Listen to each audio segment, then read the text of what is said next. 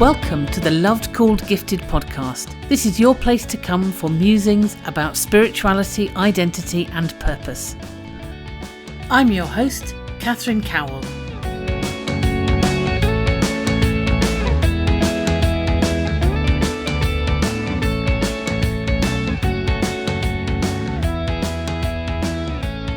Welcome to this edition of the Loved Called Gifted podcast.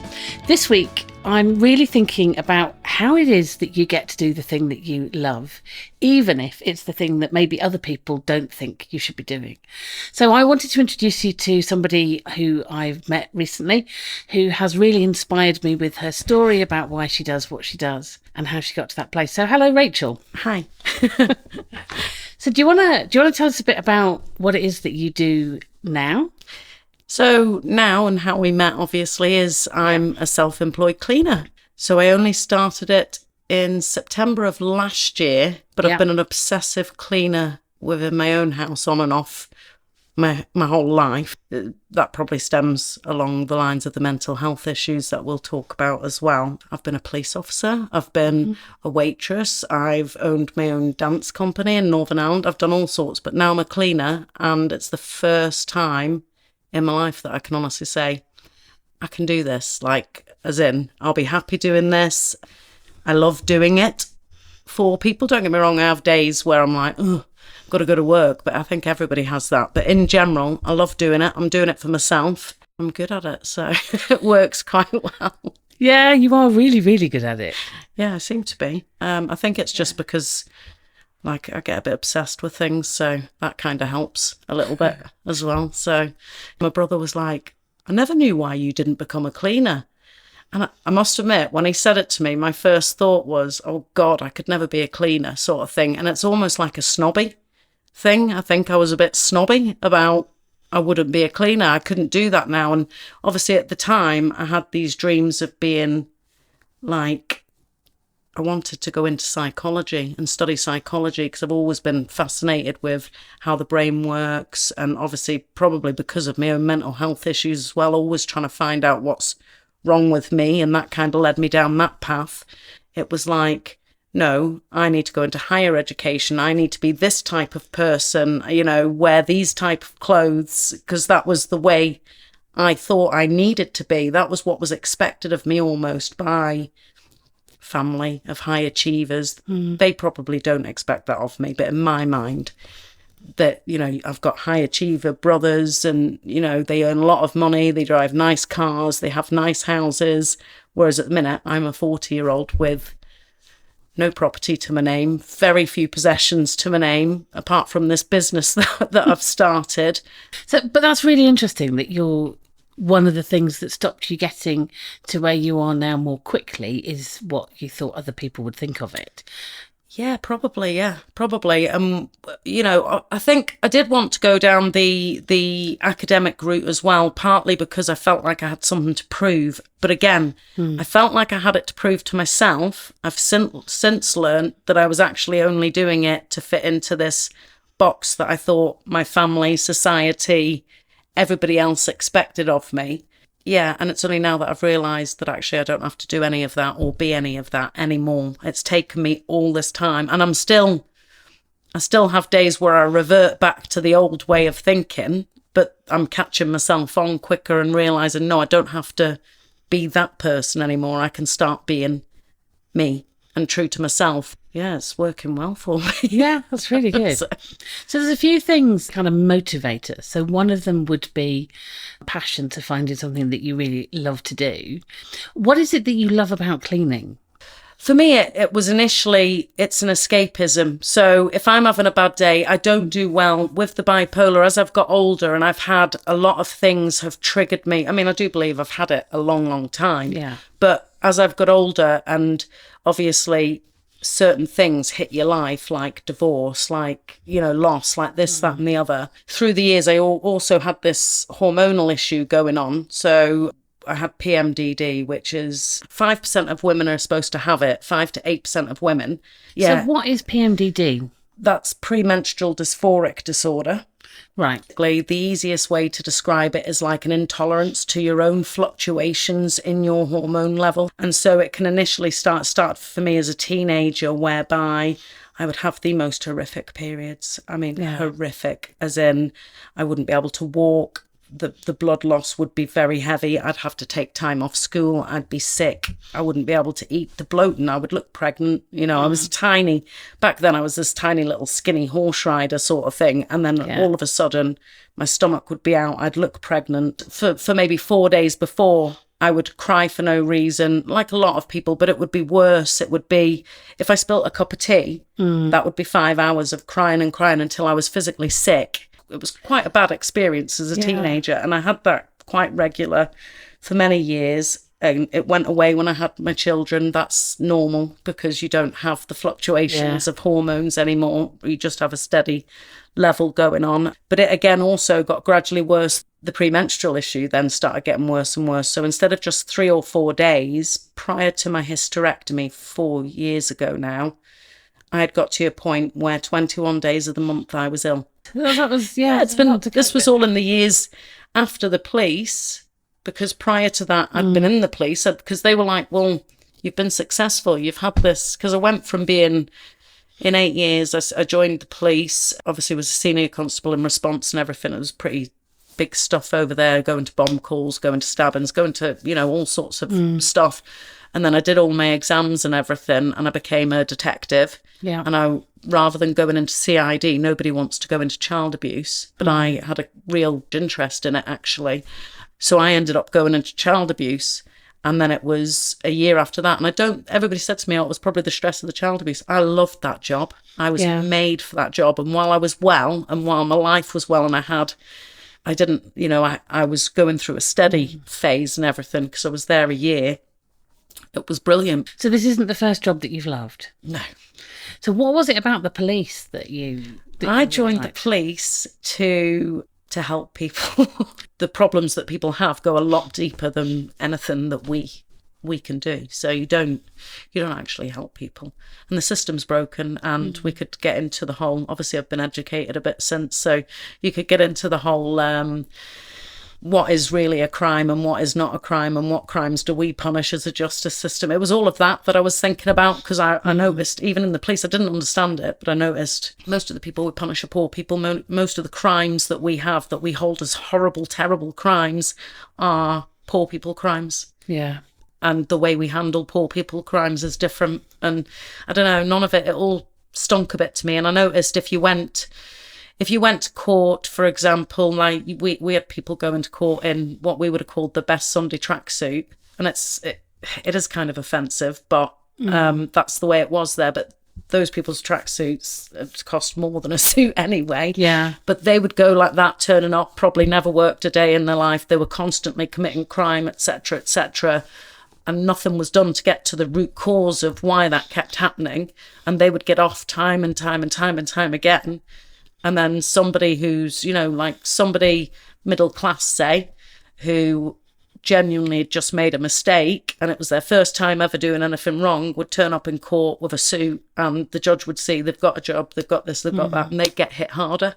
And that to me wasn't fair either. Right. There's a lot of unfairness. And I think in the end, the straw that broke the camel's back and why I left the police was watching an inspector handle. And it wasn't that he did anything terrible. It was just how he spoke to parents of a sudden death baby. That was it. And that was the straw that broke the camel's back. I went sick the next day, and I never went back. But underneath that was something about your real sense of values. Yeah, so probably. So you'd gone into the police wanting to help people. Yeah. And can you remember what it was about helping people that was... Well, ultimately, I always wanted to get into either the child abuse unit or the sexual crimes unit. And I think that's because I'd not been abused as a child as such, but I'd had instances where I'd been taken advantage of and badly sexually assaulted all through my teens, really, but probably because of my own issues, because I was a bit of a tearaway. I was on the face of it, everybody thought I was a lovely, perfect, angelic little child, but no, I was quite badly behaved. I drank a lot of alcohol. I used to go out. I was probably quite what's the word? Sounds like you'd made yourself quite vulnerable. Yeah, yeah, and it's probably because of my upbringing, and it's nothing. I love my parents, and my parents are really good people, and I know they love me. But because of their upbringing, obviously I've studied a bit of psychology, so I understand it a bit better now.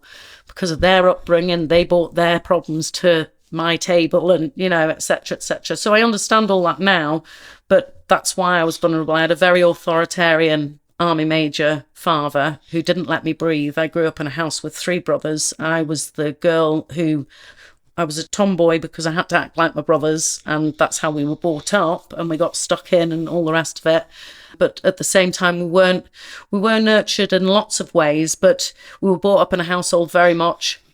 If you cried, you'd get told, I'll give you something to cry about. But obviously that led to that. Then obviously those things that happened to me, I wanted to basically catch people who did that sort of thing and preyed on people. That's what I wanted to do. And I wanted to be able to help the victims and see it.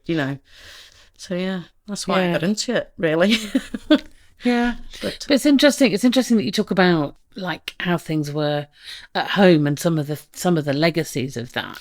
Yeah. And I wonder, obviously you started to unpick some of those things. Yeah, it's taken me now 40 years, but the funny thing is, as I'm unpicking my stuff, I'm now realising where I've gone wrong with my 2 eldest children. Right. Really important, because I feel a lot of guilt. I've always been like somebody who feels a lot of guilt about everything, and I do feel a lot of guilt. I can forgive myself now for it, as in like try and talk to myself, because I'm trying to learn to talk to myself in the parenting voice.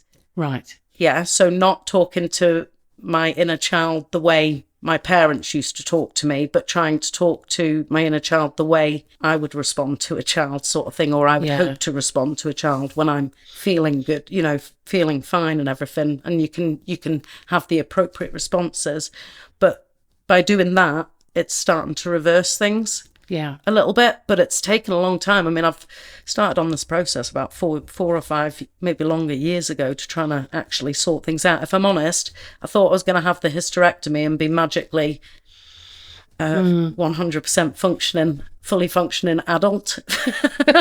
But yeah, that didn't happen either. It does sound though like, having had the hysterectomy and having had some relief from some of that stuff, that actually that created some space for you to be able to begin to do the work on yourself. Definitely. I wouldn't have been able if I'd have stuck true to myself when I was younger and who I was sort of as I was getting married and stuff, I'd be a lot further on in this process. But I'd completely lost myself, completely lost my way with everything. And actually coronavirus and lockdown also gave me the space to figure it all out, because then I had nothing else to do but to take the dogs for walks and to get out with nature, and sitting back through all that and realising, what do you need to be happy? Well, I realised straight away I don't need a degree to be happy. That was causing me a lot of stress. That impacted my mental health. That's when I got diagnosed, when I started doing the degree. Right. Because the stress, and because I'm a perfectionist, the stress of trying to be a perfectionist. So when I wrote my first essay and got, what did I get? 69% on the first, it wasn't the first, on the first proper essay, I got like 80-something%. That's and pretty that wasn't good enough. Right. And then on the first other piece of written work, I got 69%. And I was furious with myself, like absolutely furious. And I actually booked and went to see the person who'd marked it to find out what I'd done wrong. And she was like puzzled, looking at me like, what's wrong? You've just got a really good... She was like, really that's a mark. really, really good mark. Yeah. And I was like, no, it's not. It's 69%. That's terrible. But that's the way we were also brought up as well. Right. Yeah. When we were expected to have very high standards, and if we didn't do well on a test, why haven't you done well on a test? So that's been one of the sort of standards that you've internalized and then been trying to live up to. Yeah. That kind of, it has to be perfect and I have to be the best. Yeah. Yeah. And it's very, we were very competitive as children. Me and my 2 younger brothers. Yeah. Everything was so competitive. The world's not built for people who are different and who think different and all the rest of it. And the thing is, I kept like going backwards and forwards and trying to figure out exactly what was wrong. And now I'm at a point where like it doesn't actually matter what is wrong. I know that I'm different. I know my brain works different. So I've started learning my triggers and things like that as well. Yeah. Which is another reason why I clean, because Right. people trigger me massively. People trigger me so bad. So when you say people trigger you, what does that So look like? if somebody, so for example, my friends can trigger me if I'm always going out of my way for people, because if I've got friends or I'm really close to somebody, I'll go out of my way for you. I'll do anything for you. I'll bend over backwards. If the same isn't reciprocated, and I don't mean like it has to be all the time, because I very rarely ask for anything. Yeah. But that will upset me, and that can trigger like a downward spiral then in thoughts, and depression can be. I got married at 18. I had my first baby just before my 19th birthday. I had my second baby at 21. I joined the police at 25. As soon as I left that, I started running a horse riding yard. Then I went to college at the same time. And while doing that, I was working in bars to also fund me. Then I went to uni full-time and was working full-time and running a household on my own, because at this point, me and my partner couldn't live together because of issues with my illness and also my son's ADHD. So I've never had a time. So COVID, for me, I know a lot of people, it's been terrible, but for me, it was the best thing to ever happen, because for once, I couldn't do the uni work because I went into a manic episode.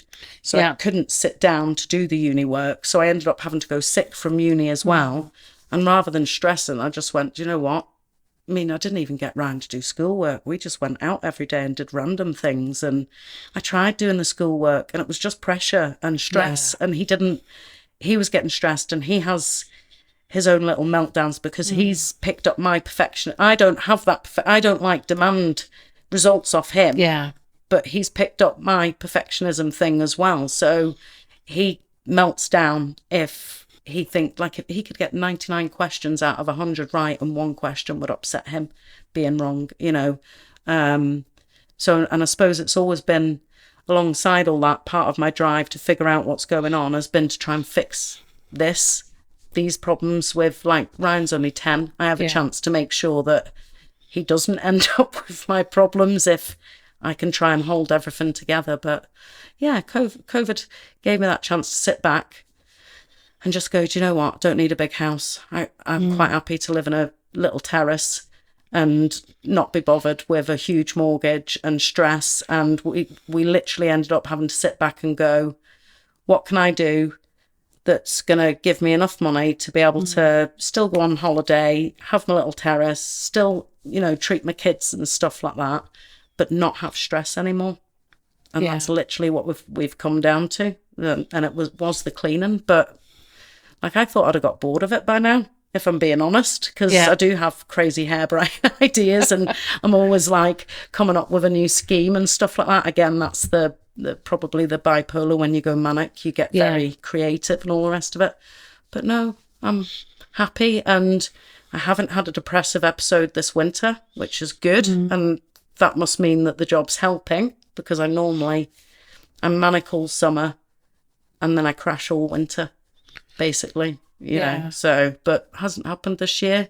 Started feeling a bit tired recently, but we're coming out of winter now, so we're all right. Yeah.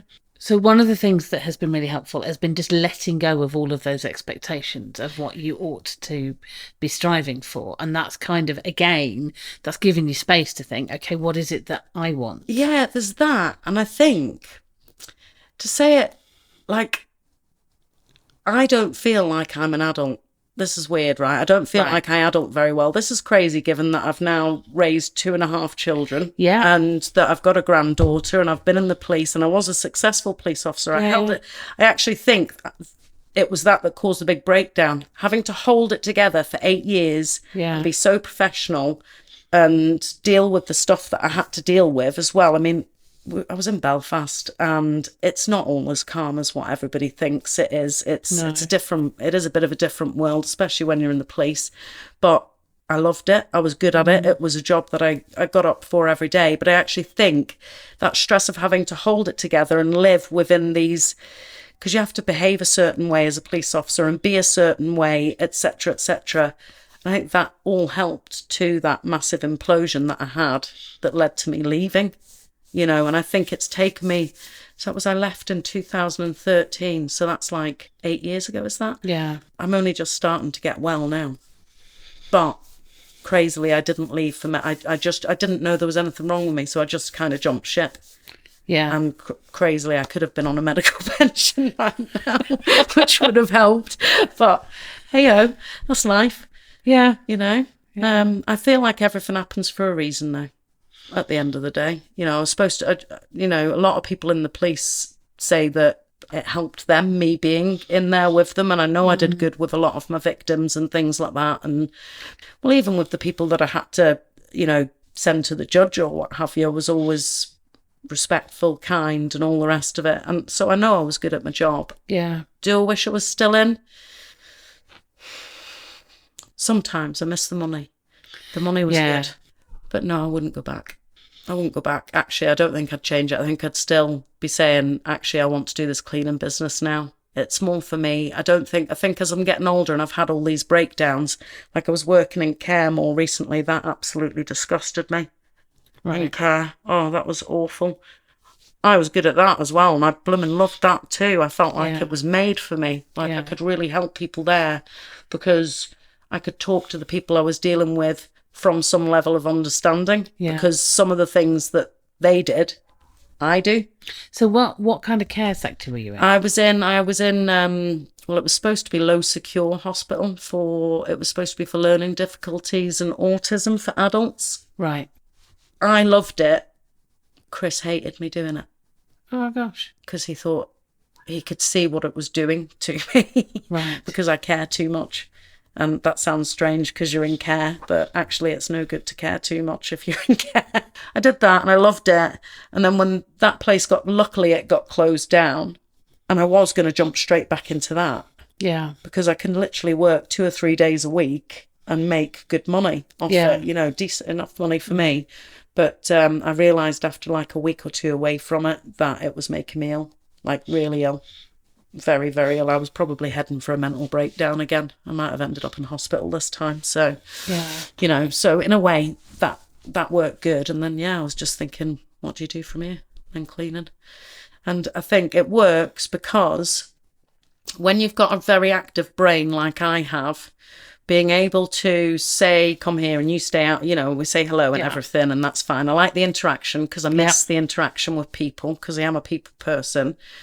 And we have this interaction and then you go out on my way or you go out or what have you, and I just put my music on. So even if I'm having a terrible day, I might just say hello, or if I'm not feeling great, I might just say hello and go straight up without having much of a conversation. But then I'll put my music on, and after I've done 2 or 3 hours cleaning, I'm okay. It's fine. Yeah. And I feel a lot better. So it's cathartic. Yeah. So it really really works with your managing of your own mental health issues. There are things about it that really fits with that. There are things I got to get better at. Like I don't know if I did it with you to start with, but like incessant having to ask new clients and to start with whether they're happy or whether everything's okay. Or like having a little freak out and having to phone Phil, because obviously I started with the agency first, having to phone Phil and be like, I'm freaking out sort of thing, and then being like, you're being daft, So I do have issues, but this is something I've got to manage myself. And because of the awareness I've learned from doing the psychology and from learning more about myself, I am starting to catch myself with it. But there's a lot of freedom, isn't there, in knowing, okay, this feels really awful. Like with your partner this morning, this feels really awful, but I know I'm overreacting, so I can kind of ride the wave of this. And I know it's going to pass. Yeah, because emotions, that's what we've got to teach ourselves, basically, isn't it? That all emotions pass. I quite like, I'm not really into religion and stuff. I won't lie. I won't lie about that. I'm not really into religion, but I'm fascinated by it. Yeah, but I'm not into it. Like I think like the way Christianity is and your commandments and stuff. Yeah, they're nice ways to live and to not, but I live like that anyway. Yeah. Do you know what I mean? I don't need religion to tell me to live like that because I live like that anyway. You're going to tell you what helped? Coming into other people's houses and realising everybody's the same. Because I always used to, because when I was in the police, Yeah. now for times of it, I was a single mum. I had my divorce and everything in that time. Then I worked my 40 hours, but I didn't do a lot of overtime, but I could do 50 hours a week. Yeah. Plus I had 3 children at home. Plus I was raising them on my own. Plus I did all the cooking, all the cleaning. My house was immaculate. There was always a fresh cooked meal on the table, like every day. And that was always done. But every single day I was upstairs screaming into a pillow crying because I couldn't make my ADHD son eat the mashed potato. Do you know what I mean? So, well, was that success? I felt successful at the time. Yeah. Like, as in, like, when I was this person and people, well, obviously over there, you can't really say you're a police officer, but Yeah. all police officers become all your friends, and then people respect you because you're a police officer. And I don't know, that was like everything. That was like my identity. That was everything type thing. And running this perfect house. And then I moved over here and I got back in with my horses because that's also a love Yeah. of mine. And then it was like, the house was never clean because it was always full of hay. And if it was a choice between cleaning the house or going down to groom my horse, I'd go and groom my horse. But that was like escapism. That was me trying to get it out of the house because I couldn't cope. But at the same time, on the surface, everybody thought I was really successful. So there's lots of opportunities to practice that self-compassion. Yeah. Well, there is. And I'm getting better. I've started yoga recently. Yeah. And yeah, like I say, obviously going into other people's houses, like I'd literally got to a stage where I was barely cooking. We were eating 5 takeaways a week. It was, and I'm literally sitting thinking to myself, you used to be a police officer who did 50 hours a week, who went to the gym, who had a clean house, who, and then I'm thinking, yeah, but were you happy? I don't actually think I was. Now I'm like kind of embracing the fact that I don't think I'm ever going to have it together. I don't think anybody does, do you? I don't know. Maybe I don't want to. Maybe it's more interesting not to have it get together. I don't know. Yeah. I don't know. But like I say, coming in then to other people's houses and being like, everybody's struggling in some way. Like Chris would be like, my partner would be like, as I'm cleaning, like disgusted when we moved the fridge freezer out, and I was disgusted at that bit of dust that was behind it. And he's like, Rachel, it's not even that bad because I know you've pulled that out in the 3 years we've been here. He said, trust me, I used to be a painter and decorator. Nobody does that. Yeah. And I'm like, why has it always been so important that that's done? Like, why does it matter? That's how I'm starting to get now. I used to freak out at the kids, like I'd literally walk in the house and somebody's shoes are at the door. That could have triggered me. Before we knew I had bipolar, and my kids got the brunt of that because that immediate switch would have been, you never do this, you never tidy your room, you're always leaving me a mess, I do everything. And then they get the full brunt of all my frustrations and everything. So whereas now with Ryan, and obviously I'm doing the cleaning, I'm not having that. Somebody else cleans my house 2 hours a week now. It's great. Brilliant. It's great. People are like, you're a cleaner, why don't you clean your own house? Because I don't like cleaning my own house because then they all mess it up and it annoys me. But no, we pay somebody else to clean our house now as well, which then takes that pressure off at home and all that argument. And the cleaning, if I'm in a really rubbish mood in the morning, by the time I've finished, it's very rare that I'm still in that bad mood. It's really interesting that you're talking about the fact that actually you'd had an image of other people being perfect. And in fact, walking into other people's private spaces, you're not getting the Facebook image, are you, of here we are perfect. And it's been great. And people are apologising to me and being like, well, excuse it. And I'm like, seriously, don't be embarrassed about it. I love it. I love a grubby house, going in and seeing what I can do to it. To me, that's... The week in, week out stuff is nice. You obviously build it up. And that's why I think I prefer doing it with Shan, though, because you're in and out quicker. And then it's more stimulating for me as such, keeps me more interested. But I really like the stuff like when you get your new client and it's a total nightmare. And they don't know what they're going to do with it. Some of them aren't like that. Some people, they've had cleaners years or what have you, and their house is immaculate anyway. In fact, Shan walked into 1 or 2 of ours and went, they don't need a cleaner.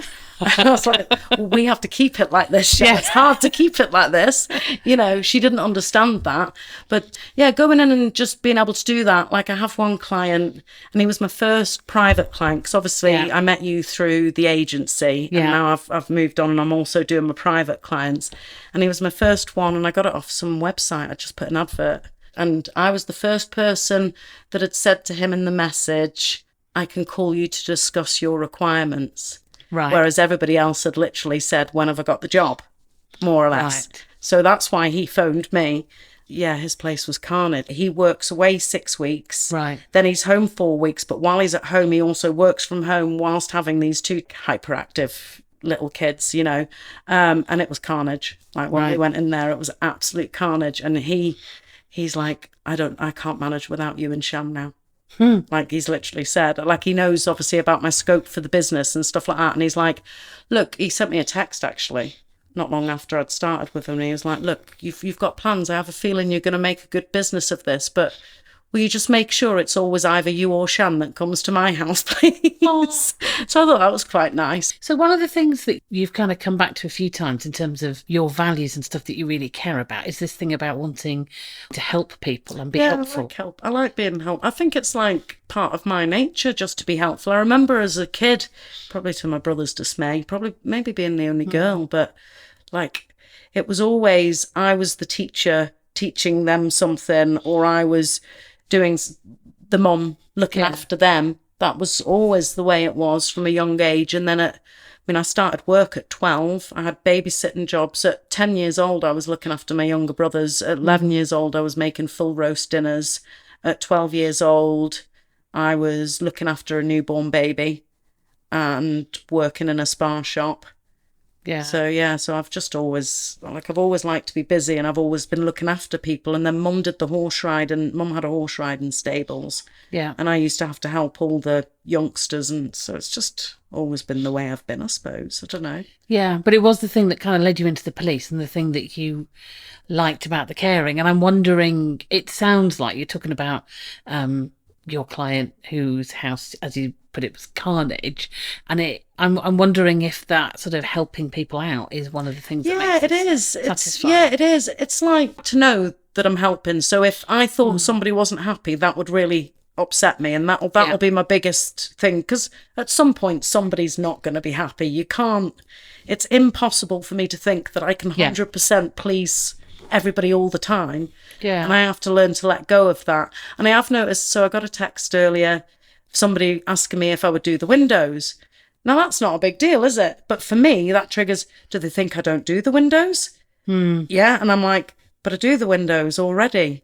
So in my mind, that then triggers all this overthinking that comes with it. But I've caught myself on with it today, and I'm aware that I'm doing it now, if that makes sense. So hopefully it won't seem so crazy to other people, maybe.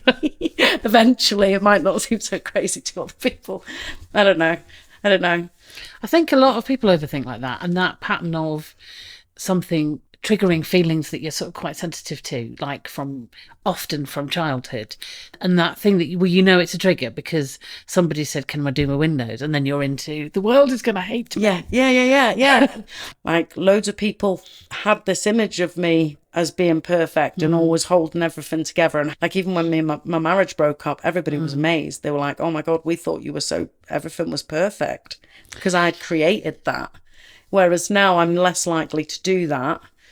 It sounds as well as though you've got a level of peace from having let go of. It's getting there, yeah. It's definitely getting there. Definitely. I enjoy my job. Don't mind going to work. I haven't woken up and not wanted to go to work. Do you know what I mean? Yeah. I haven't done that since I started. I think that's then given me the time to also be thinking about all of this stuff, because I have a lot of time to think now. But whereas before I was in this, there's overthinking about things, and then there's a vicious cycle of overthinking about things. And what I used to do was, so say that you've got like a tiny problem, and then it's triggered something in me when I was unwell, especially with the hormonal issues, or when I've got my bipolar, because literally I'm a different person. You'd be speaking to a different person if I was on a manic or not very well or what have you. But you start the cycle of overthinking, and it just gets bigger and bigger and bigger, but none of it makes any sense. Yeah. Because like I literally sat and wrote it all down one day, like instead of overthinking. That's one of the ways that I stop it. Yeah. And I just let my hand write. None of it made any sense. It all went from one thing to the next, to the next, to the next, nothing tied in. And it's just like this big ball of stuff that's getting more and more out of control. That's a different type of overthinking. I'm not doing that anymore.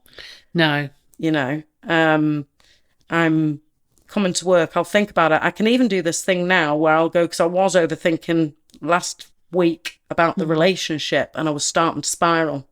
And especially this time of year, I spiral anyway. And traditionally, this time of year, I end my relationship and go on a manic episode. But I'm aware of that. Yeah. So rather than just slightest problem, throw in the towel and do a runner, which is what I normally do, and he always waits around and lets me come back when I'm ready, sort of thing. This time we've stayed with it and we've, been talking, but I've only been able to do that because I've been doing sensible thinking. And like I say, I've also started this new thing of, okay, when I was doing all the overthinking, right, we've done that now. Yeah. If you want to overthink it, let's overthink it for half an hour later. Right. And that's what I've started trying to do. And that's helping as well. But So you're saying you sort of say, well, I'm not going to think about this. Yeah. For the next half hour. But I can do it at 9 o'clock tonight or at 9 o'clock tomorrow morning. Right. Okay. And then I set aside that time to do it. And normally, like, once you've done that, you don't actually need to do it anyway. But yeah, that's how I stopped because I was starting to get into a cycle last week. It's all come from the stress of the move. Yeah. Everything stresses me out. I can get ill going on holiday. Right. Because the stress of having to get ready for going on holiday will trigger an episode. Yeah. And a manic episode can mean all different things. It can be being completely hyper, thinking that you can become a doctor and start a new uni course and do this, to being very happy, to spending all my cash on a new bulldog, things like that. I do. Or like I say, throw away my relationship, that sort of thing. But yeah, so far I believe it's because of the cleaning and being able to think about all this stuff. And, obviously it's not just the cleaning. There's been the years that have led up to how we've got here.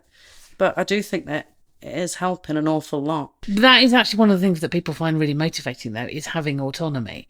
So being able to be in control of your own destiny and listening to what you've said about previous things. Actually, one of the things that really bugged you both about the police and the care situation was that other people's not having the same values that you held and doing things really that affects me. People not having the same values. But I mean, I'm coming to learn that now that everybody's allowed to have their own values. That's fine. But I mean, I do have to step away from some people. I mean, I don't think I'd go back. I don't think if somebody said to me, you could go and join the police now, I wouldn't go back. For me, it's not worth it. Now I can get up in the morning. Like yesterday, we had to switch around a few jobs and stuff. So I was able to do that, then still be home on time for finishing school. So I'm home and there with him for a few hours before anybody else gets home. If something does go terribly wrong, well, and I have to get home for him, I'm not having to ask somebody else. I just go and do it and send the customer a text and apologise, Yeah. And I'm not kind of beholden to anybody, because that's something, other people's pressure isn't good for me either, and expectations. So, yeah. But it's working. Brilliant. It's really good. Sorry, I ramble a lot. No, and that's I get good. lost. It's good. Thank you. That's good. It's been Okay. brilliant. Hope you enjoyed this episode of the Loved Called Gifted podcast. If you'd like to get in touch, you can email lovedcalledgifted@gmail.com. You can find a transcript of this podcast at lovedcalledgifted.com. And that's also the place to go if you're interested in the Loved Called Gifted course, or if you'd like to find out about spiritual direction or coaching. Thank you for listening.